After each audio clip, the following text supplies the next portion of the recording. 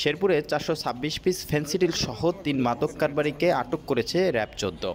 বৃহস্পতিবার সন্ধ্যায় জামালপুর র্যাব-14 কার্যালয়ে এক সংবাদ সম্মেলনে এসব তথ্য জানান র্যাব-14 সিপিসি-1 জামালপুর ক্যাম্পের কোম্পানি কাউন্টার মেজর মোহাম্মদ আব্দুর রাজ্জাক। তিনি বলেন, গোপন সংবাদের ভিত্তিতে র্যাবের একটি আভিযানিক দল দুপুরে শেরপুর পৌর শহরের জেলখানা মোড়ে অভিযান চালায়। এ সময় ফেনসিডিল পাচার করে বিক্রয়ের উদ্দেশ্যে গাড়িযোগে গাজীপুরে নিয়ে যাওয়ার সময় 426 বোতল ফেনসিডিল সহ 3 জনকে আটক করে র্যাব। তারা কুড়িগ্রামের সীমান্তবর্তী এলাকা থেকে মাদকদ্রব্য পাচার করে স্বামী স্ত্রী ও সন্তানের ভুয়া পরিচয় দিয়ে ফেনসিডিল বিক্রয়ের জন্য গাজীপুরের উদ্দেশ্যে যাচ্ছিল। আটককৃতদের মধ্যে গাইবান্ধার আজিজ, কিশোরগঞ্জের রোকসানা খাতুন ও আইনের সহিত সংঘাতে জড়িত শেরপুরের শিশু জুলি বেগম।